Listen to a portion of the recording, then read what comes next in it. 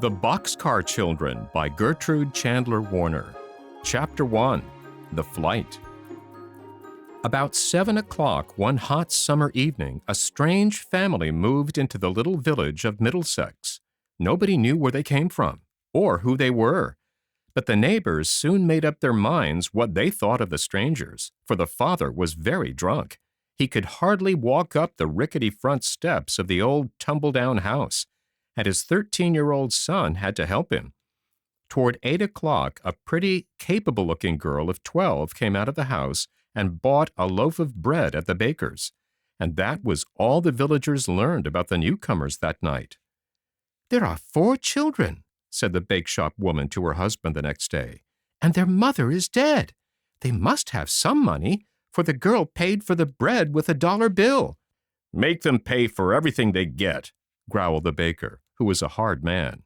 "The father is nearly dead with drink now, and soon they will be only beggars." This happened no sooner than he thought. The next day the oldest boy and girl came to ask the bake-shop woman to come over. Their father was dead.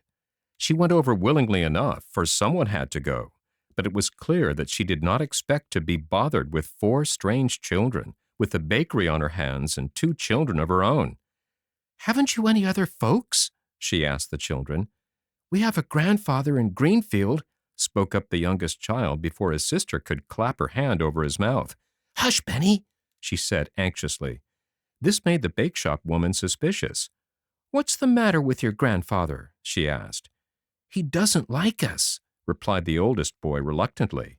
"He didn't want my father to marry my mother, and if he found us, he would treat us cruelly." "Did you ever see him?" "Jess has. Once she saw him." "Well, did he treat you cruelly?"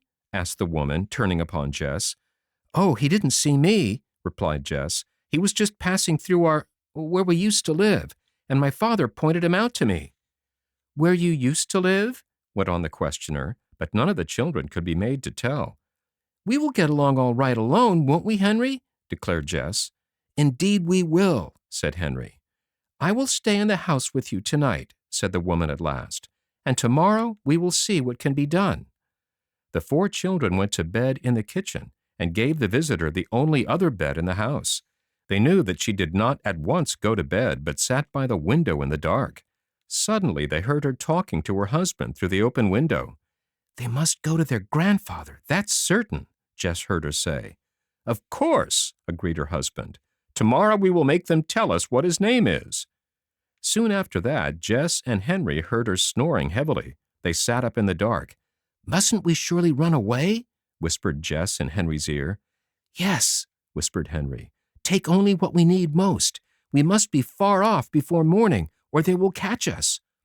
Jess sat still for a moment thinking, for every motion she made must count. "I will take both loaves of bread," she thought, "and Violet's little work-bag.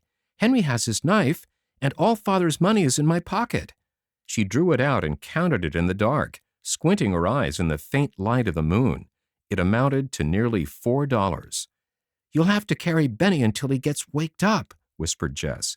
"If we wake him up here, he might cry." She touched Violet as she spoke. "Shh, Violet, come. We're going to run away," she whispered. The little girl made no sound. She sat up obediently and tried to make out the dim shadow of her sister. "What shall I do?" she said, light as a breath. "Carry this," said Jess, handing her the work-bag and a box of matches. Jess tiptoed over to the tin box on the table, drew out the 2 loaves of bread, and slipped them into the laundry bag. She peered around the room for the last time, and then dropped 2 small clean towels and a cake of soap into the bag. "All right, pick him up," she said to Henry. Henry bent over the sleeping child and lifted him carefully. Jess took the laundry bag, turned the doorknob ever so softly, opened the door ever so slowly, and they tiptoed out in a ghostly procession. Jess shut the door with as much care as she had opened it, listened to the bake-shop woman's heavy snoring for a moment, and then they turned and picked their way without a sound to the country road. "She may wake up before morning, you know," whispered Henry. "We must do our fastest walking before then. If we can only get to another town before they find out we're gone, they won't know which way to go." Jess agreed, and they all walked briskly along in the faint moonlight. "How far can you carry Benny?" asked Violet. "Oh, at least a mile," said Henry confidently, although his arms were beginning to ache. Benny was 5 years old, and he was a fat, healthy boy as well. "I think we could all walk faster if we woke him up," said Jess decidedly. "We could each take his hand and almost carry him along." Henry knelt by the roadside and set the little fellow against his knee. "Come, Benny, you must wake up now and walk," said Jess coaxingly. "Go away," Benny mumbled with his eyes shut, trying to lie down again. "Let me try," Violet offered softly.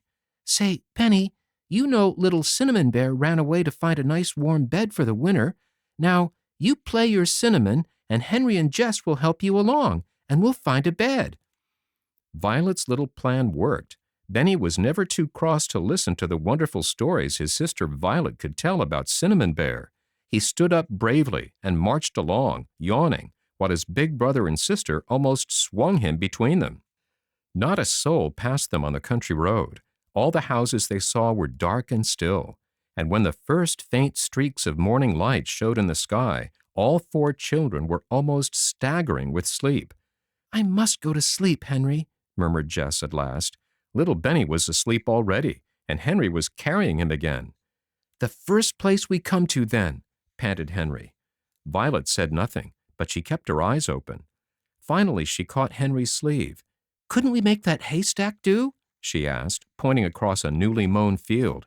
"Indeed we could," said Henry thankfully. "What a big, enormous one it is! I was too sleepy to see it, I guess." "And see how far away from the farmhouse and barn it is, too," echoed Jess. The sight gave them new courage. They climbed over 2 stone walls, got across a brook somehow with the heavy child, and arrived at the haystack. Henry laid his brother down and stretched his aching arms, while Jess began to burrow into the haystack. Violet, after a moment of watching her, did the same. "Here's his nest," said Jess sleepily, taking her head out of the deep, round hole she had made. Henry lifted the child into the opening and was pleased to see that he curled up instantly, smiling in his sleep. Jess pulled wisps of hay over the opening so that it was absolutely invisible, and then proceeded to dig out a similar burrow for herself. "We can stay here just as long as we like, can't we, Henry?" she murmured, digging with her eyes shut. "We sure can," replied Henry. "You're an old brick, Jess. Get in, and I'll pull the hay over the hole."